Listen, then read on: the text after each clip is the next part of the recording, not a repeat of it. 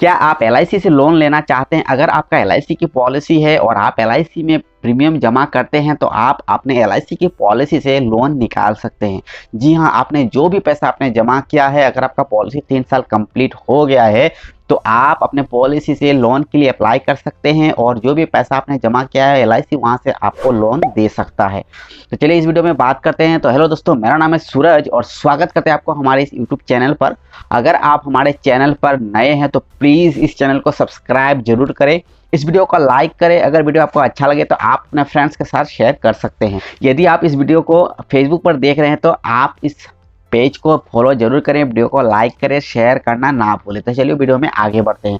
जैसे कि एलआईसी के पॉलिसी में आप जब प्रीमियम जमा करते हैं तो जब आप टाइम टू टाइम प्रीमियम जमा करते रहते हैं तो वहाँ पर आपका जो भी प्रीमियम है ये आपका वहाँ पर डिपॉजिट होते रहता है, वहाँ पर आपका पैसा सब जमा होता है। इसके बाद अगर अर्जेंट आपको पैसे की ज़रूरत पड़ता है तो आप देखते हैं कि वहाँ पर किसी भी तरह के वहाँ पर आपको ऑप्शन नहीं मिलता है विड्रॉ करने के लिए, क्योंकि पॉलिसी जो होता है ये मैच्योर होता है 16 साल के बाद, 20 साल के बाद, 25 साल के बाद।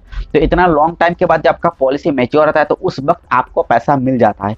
लेकिन अगर बीच में अगर पैसे की ज़रूरत हो तो यहाँ पर किसी भी तरह के वहाँ पर आपको ऑप्शन देखने को नहीं मिलता है कि आपको पैसा वहाँ से लेने का ये तरीका से आप ले सकते हैं। इसलिए एलआईसी में आपको एक ऑप्शन मिलता है कि आप लोन में पैसा ले सकते हैं।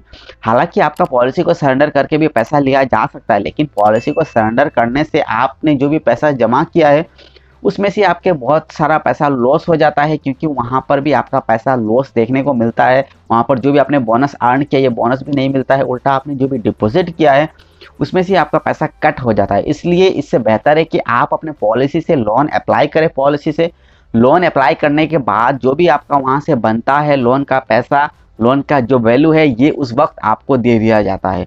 इसके लिए बहुत ही सिंपल है प्रोसेस लोन अप्लाई करने की। बस आपको लोन की जो फॉर्म है एलआईसी की, इस फॉर्म को आपको फिलअप करना है। फॉर्म फिलअप करने के बाद आपका जो डॉक्यूमेंट्स है यानी कि जो पॉलिसी की जो ओरिजिनल बॉन्ड है, इस बॉन्ड को आपको जमा करना पड़ता है और इसके साथ ही साथ आपका जो पैन कार्ड है उसका जेरॉक्स चाहिए, आपका जो बैंक पासबुक है उस बैंक पासबुक का जो फ्रंट पेज है उसका जेरॉक्स चाहिए, या फिर आपका कैंसिल चेक दे सकते हैं। तो ये जो डॉक्यूमेंट्स है ये सब देने के बाद आपका जो प्रोसेस है, ये लोन के जो प्रोसेस है ये प्रोसेस में आ जाता है। वहाँ पर सबमिट करने के बाद और जो भी आपका लोन का पैसा है वो आपका बैंक अकाउंट में एलआईसी क्रेडिट कर देता है। इसके बाद का प्रोसेस क्या है, बस आपको पैसा मिल जाता है। उसके बाद आपको हर 6 मंथ्स में आपको इंटरेस्ट पेमेंट करना पड़ता है। जी हाँ, एलआईसी में आपका जो भी आप प्रीमियम जमा करते हैं उसमें जो लोन निकल के आता है उस लोन का आपको इंटरेस्ट भी पेमेंट करना पड़ता है। तो एलआईसी जो है आपका मंथली कोई भी इंटरेस्ट आपसे नहीं लेता है, मंथली में कोई भी ईएमआई भी आपसे नहीं चार्ज करते हैं, किसी भी तरह की ईएमआई आपको पेमेंट करना नहीं पड़ता है। आपने जो भी पैसा आपने जमा किया है उसका जो इंटरेस्ट है ये हर 6 महीने में आपका इंटरेस्ट वहाँ पर आपको पेमेंट करना पड़ता है। अगर आप वहाँ पर 6 महीने में इंटरेस्ट पेमेंट नहीं भी कर पाते हैं तो आपका जो भी इंटरेस्ट वहाँ पर निकल के आता है आपका लोन में, उसमें आपको लेट फी भी देना पड़ सकता है। जैसे कि आपका जो प्रीमियम ये तो आपको वहाँ पर पेमेंट करना ही पड़ेगा। इसके अलावा आपने अगर लोन ले लिया है तो आपका लोन का इंटरेस्ट भी आपको वहाँ पर पेमेंट करना पड़ता है। जिस तरह पॉलिसी के प्रीमियम अगर आप लेट से जमा करते हैं तो वहाँ पर आपको लेट फी पेमेंट करना पड़ता है, ठीक वैसे ही अगर आप इंटरेस्ट भी अगर आप लेट करते हैं पेमेंट करने में तो वहाँ पर भी आपको लेट फी पेमेंट करना पड़ जाता है।